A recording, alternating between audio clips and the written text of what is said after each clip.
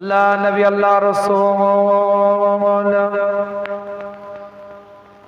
সাহাবায়ে হুজুরদের সাথে আলাপ আলোচনা করে, সাহাবায়ে হুজুরদের সাথে কথাবার্তা বলতে থাকে। নবী মুহাম্মদুর রাসূলুল্লাহ সাল্লাল্লাহু আলাইহি ওয়াসাল্লামের উপরে এক একটা কোরআনের আয়াত আল্লাহ নবী আল্লাহ রাসূলের উপরে আমার আল্লাহ নাজিল করতে থাকে। আমি বলি না, কোরআন জানিয়ে দেয়, পরিষ্কার করে এলান করে জানিয়ে দিচ্ছে, লাউ আনজালনা হাযাল কোরআনা আলা জাবালিন, আমি আল্লাহ এই কোরআনটাকে যদি একটা পাহাড়ের উপরে অবতীর্ণ করতাম, পাহাড়টা তাবা হয়ে যেত, ধূলিসাৎ হয়ে যেত, চূর্ণ বিচূর্ণ হয়ে যেত। আমার আল্লাহ মরুভূমির কথা বললেন না, আমার আল্লাহ সমুদ্রের কথা বললেন না, আমার আল্লাহ পাহাড়ের কথা বললেন। আধুনিক বৈজ্ঞানিকদের গবেষণা বলি, পাহাড়ের বাইরে যতটা অংশ দেখতে পাচ্ছেন ঠিক ভিতরেও ততটা অংশ আছে। এটা আধুনিক বৈজ্ঞানিকদের গবেষণা। আর আমার আল্লাহ ১৫০০ বছর আগে জানিয়ে দেয়, ওয়াল জিবালা আওতাদা, আমি আল্লাহ পাহাড়গুলোকে পেরেকের নাই জমিনের মধ্যে গেঁথে রেখেছি, পাহাড়গুলোকে পেরেকের নাই জমিনের মধ্যে ঢুকিয়ে রেখে দিয়েছি। বাইরে যতটা অংশ আছে ভিতরেও ততটা অংশ আছে। এই প্যান্ডেলটা বাঁশের উপরে দাঁড়িয়ে আছে। আজকে বাঁশগুলো আপনি দেখতে পাচ্ছেন, কিংবা এই বাঁশের উপরে কাপড়টা জড়ানো আছে। এই কাপড়টার সাথে বাঁশের কোনো ম্যাগনেটিক সিস্টেম নাই, এক একটা নির্দিষ্ট পেরেক আছে। এই পেরেকগুলোর মাথা দেখা যায়, কিন্তু ভিতরের বহু অংশ ঢুকে আছে। আমার আল্লাহ আমার মাওলা আমার পরওয়ারদিগার জানিয়ে দেয়, ওয়াল জিবালা আওতাদা, আমি আল্লাহ এই পেরেকের জমিনে এর মধ্যে পাহাড়গুলোকে ঢুকিয়ে রেখেছি, বিস্তীর্ণ করে রেখে দিয়েছি। এই পাহাড়ের উপরে যদি আমার আল্লাহ কোরআনটাকে নাজিল করতো, ওয়াল জিবালা আওতাদা, এত বিস্তীর্ণ এলাকা নিয়ে পাহাড়, লাউ আনজালনা হাযাল কোরআনা আলা জাবালিন, এই পাহাড়ের উপরে আল্লাহ যদি নাজিল করতো, পাহাড়টা তাবা হয়ে যেত, ধূলিসাৎ হয়ে যেত, শেষ হয়ে যেত। কিন্তু আমার আল্লাহ তাবারাকাল্লাযী নাযালাল ফুরকান আলা আবদিহি লিয়াকুনা লিল আলামিনা নাযীরা, আমার আল্লাহ পাক জানিয়ে দেয়, আমি আল্লাহ এই পাহাড়ের উপরে কোরআনটাকে নাজিল না করে আমি আমার বান্দা মুস্তাফার উপরে কোরআনটাকে নাজিল করেছি। হাঁটলেন কেন?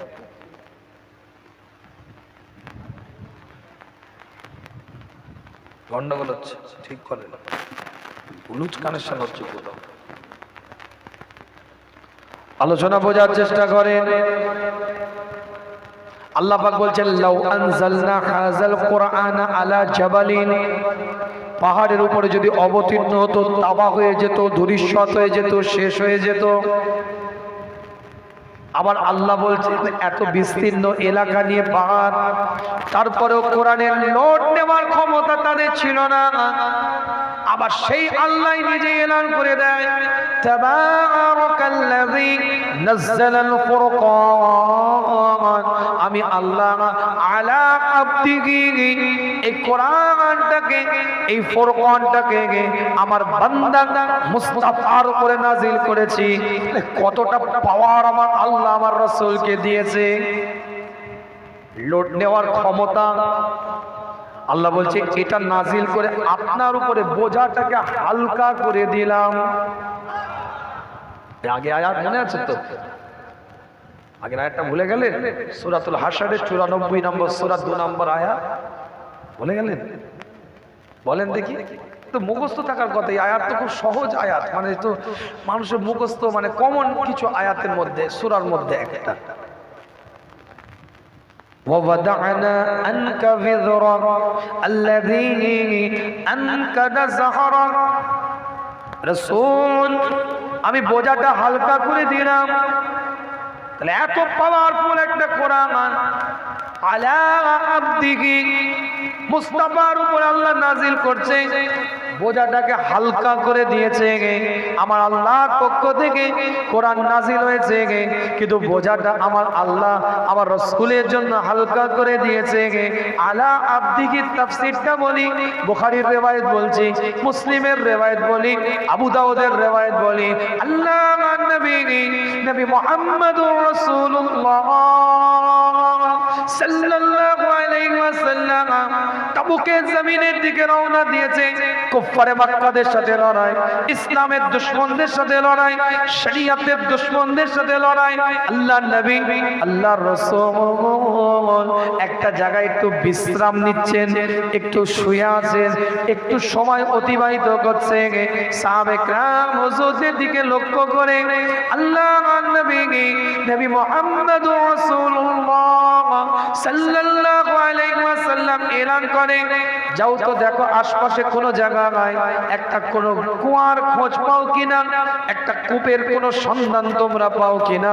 কিতাবের রিওয়ায়াতের মধ্যে পাওয়া যায় সাহাবে کرام হুজুরা কিছু সময় আসার পরে বলে, হুজুর একটা কুয়ার খোঁজ আমরা পেয়েছি, কিন্তু কুয়াটা দুর্গন্ধ, কুয়াটার পানিটার মধ্যে নোংরা।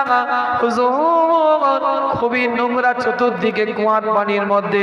আল্লাহর নবী আল্লাহর রাসূল গুটি গুটি পায়ে ওই কুয়ার কাছে গেলেন। কিতাবের রিওয়ায়াতের মধ্যে পাওয়া যায় নবী মুহাম্মদুর রাসূলুল্লাহ সাল্লাল্লাহু আলাইহি ওয়াসাল্লাম নিজের গাল থেকে থুতু বের করে ওই কুয়ার মধ্যে নিক্ষেপ করে দিলেন। আজও পর্যন্ত জমজমের পরে সবথেকে চকচকে ঝকঝকে পরিষ্কার একটা পানি আমার নবীর থুতুর বরকতের কুয়ার পানি আজও পর্যন্ত আল্লাহ মিঠা বানিয়ে রেখে দিয়েছে।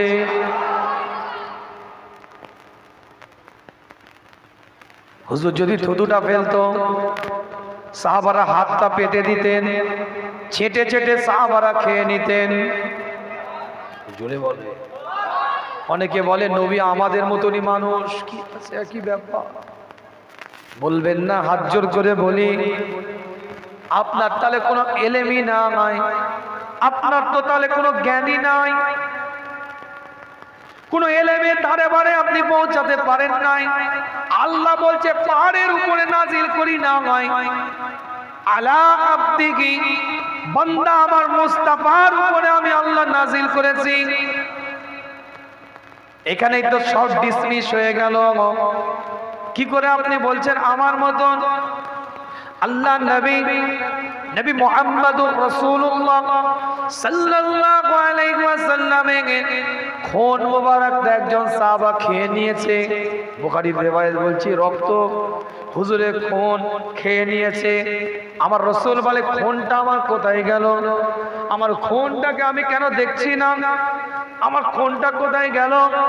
আল্লাহর নবী মুহাম্মদুর রাসূলুল্লাহ সাল্লাল্লাহু আলাইহি ওয়াসাল্লাম বলে, হুজুর আপনার খুনটাকে আমি খেয়ে নিয়েছি, আপনার রক্তটাকে আমি খেয়ে নিয়েছি, আপনার বিলাদটাকে আমি খেয়ে নিয়েছি।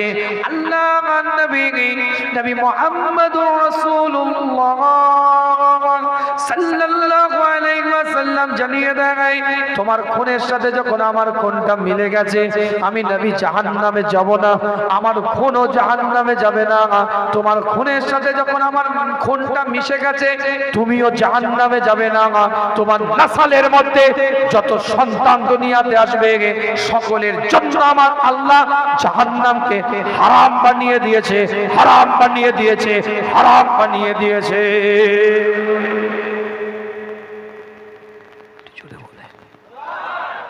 জোরে বলে, নবীর জন্যই তো বলবেন, একটু জোরে বলে।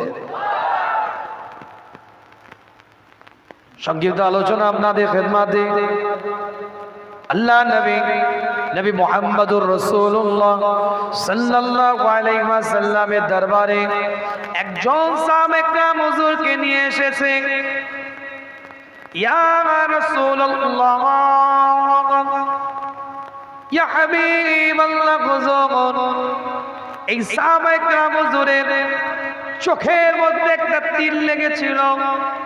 আমরা তীরটা বার করতে গিয়েছিলাম, তীরটা যখন বার করতে যায় চোখের কিছু অংশ বের হয়ে আসে। আল্লাহ নবী আল্লাহ রসুলের দরবারে নিয়ে এসেছে, হুজুর একটু কিছু আপনি করেন। কোন আই স্পেশালিস্ট ডাক্তার নাই, কোন নেত্রালয় না নাই, কোন আধুনিক চিকিৎসা ব্যবস্থা নাই। চোখ বলে কথা ফেলে রাখবে এমন কিছু, দৌড়ে এখন নিয়ে যেতাম আমরা কোন আই স্পেশালিস্ট ডাক্তারের কাছে। সাহাবে کرام হুজুররা আল্লাহ নবী আল্লাহর রাসূলের দরবারে নিয়ে এসেছে, হুজুর কিছু আপনি একটু ব্যবস্থা করে দেন। আল্লাহ নবী নিজের লালাটাকে নিলেন, আঙ্গুলের মধ্যে চোখের চতুর্দিকে লাগিয়ে দিলেন, যেমন চোখ আমার আল্লাহ তেমন রাসূলের লালার ওসিলায় ফিরিয়ে দিলেন।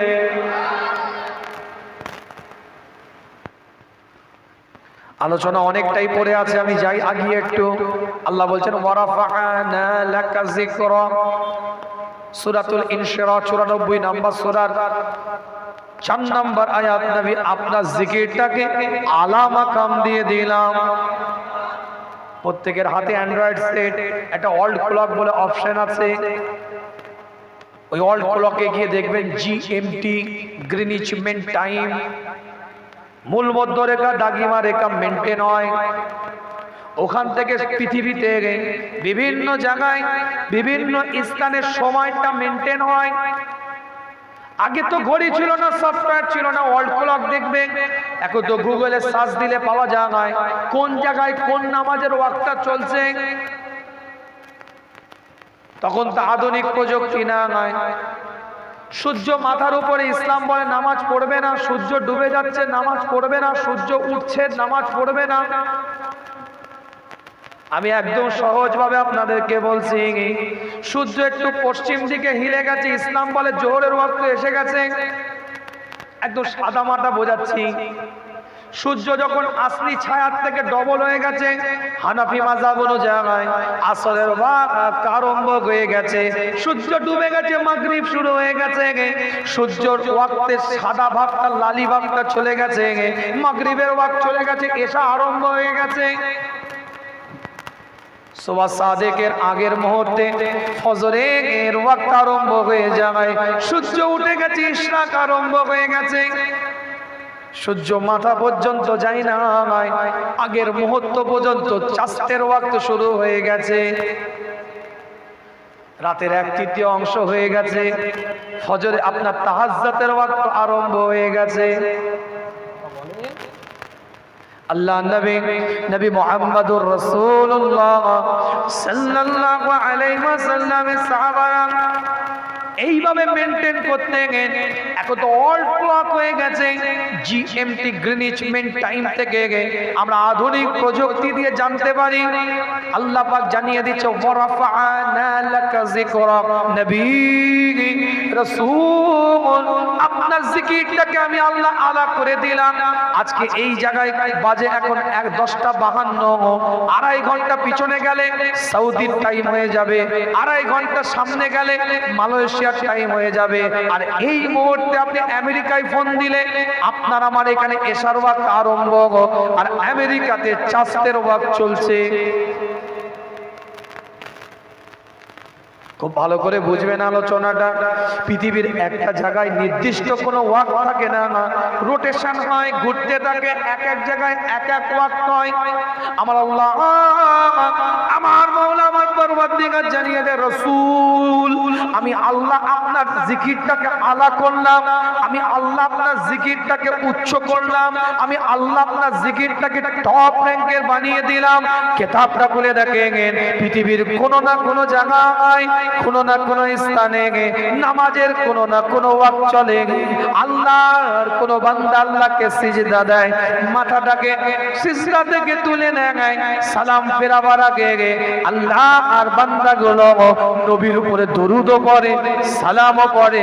পৃথিবীর 24 ঘন্টার মধ্যে কোনো না কোনো সেকেন্ডে কোনো না কোনো জায়গায় আল্লাহর নবীর জিকির হতে থাকে।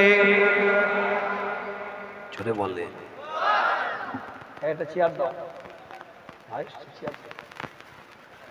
মাশাআল্লাহ ভাই এসেছে, বিদায় নিয়ে আপনাদের কাছ থেকে একটু বসে। বিদায় নেবার আগে ছোট্ট করে বলে দিই, আল্লাহ বলছেন ইন্না মাআল উসরি ইউসরা, ইন্না মাআল উসরি ইউসরা। কোরআনের একটা ইউনিক জায়গা, কোরআনে আল্লাহ কোন আয়াতকে পরস্পর নাজিল করেনি। ফাবিআইয়ি আলা'i রাব্বিকুমা তুকাজ্জিবান। আল্লাহ সূরা রহমানের মধ্যে বারবার এটা বলেছে, কিন্তু মাঝখানে একটা কথা বলেছেন, তারপরে বলেছেন, কিন্তু ব্যাক টু ব্যাক কোরআনের একটা জায়গায় একই আয়াত দিয়েছে আল্লাহ, ইন্না মাআল উসরি ইউসরা, ইন্না মাআল উসরি ইউসরা।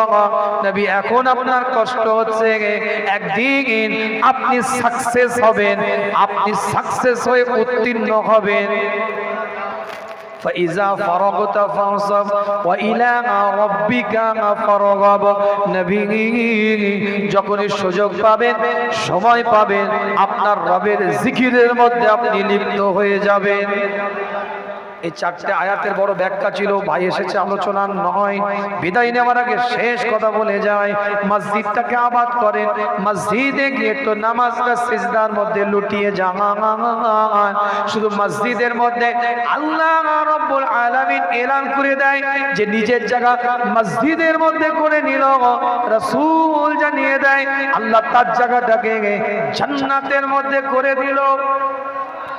এই যে ফাইজা ফারাগতা ফারসাব ওয়া ইলা রাব্বিকা ফারগাব, এটার উপরে ইচ্ছা ছিল মসজিদের ফজিলত নিয়ে কিছু কথা বলবো, যেহেতু আমারও সময় শেষ, ভাইও এসেছে, একটু তাকবীর দেন, নারায়ে তাকবীর। জোরে বলেন না কেন, আওয়াজ দিয়ে বলেন নারায়ে তাকবীর, নারায়ে তাকবীর। সিলসিলায়ে ফুরফুরা শরীফ মাসলাকে মুজাদ্দিদ জামান হযরত মাওলানা মুহাম্মদ শাহনুর আলম সাহেব, হযরত মাওলানা মুহাম্মদ শাহনুর আলম সাহেব, নারায়ে তাকবীর। গুনাহগারের কথা কি বুঝতে অসুবিধা হলো? একটা সূরার উপরে আলোচনা, ডান দিক বাম দিক কিচ্ছু করিনি, এতগুলো অন রেকর্ড হচ্ছে। যদি তারপরেও বুঝতে অসুবিধা হয়, একটু খুলে দেখে নেবেন কি কোন জায়গাটায় ভুল হয়েছে, সংশোধন করে দিবেন ইনশাআল্লাহ। আমাকে গুনাহগার বিদায় নিল। এলাকা মহল্লাকে পরিবেশ ঠিক রাখেন, নিজেদের মধ্যে ঐক্য একতার সাথে চলার চেষ্টা করেন। আল্লাহ আমাদের সকলকে কবুল করেন, সকলে বলেন আমিন। বাইরের কোনো জিনিস এলাকায় নিয়ে এসে নিজেদের পাড়া মহল্লার মধ্যে ছিন্নতা তৈরি করবেন না, নিজেদের ইউনিটি রাখেন। যে যার জায়গা থেকে যে যাকে ভালোবাসে সে তার নীতিতে চলুক, কিন্তু আপনাদের গ্রাম পাড়া মহল্লার মধ্যে ইউনিটি যেন ঠিক থাকে। কথা ঠিক না? আমি পীরজাদা, আমি পীর সাহেব, আমি হুজুর, আমি আলেম, আমি মৌলানা, আমি বক্তা একটা কথা বলে দিয়ে 2 ঘন্টার জন্য চলে গেলাম।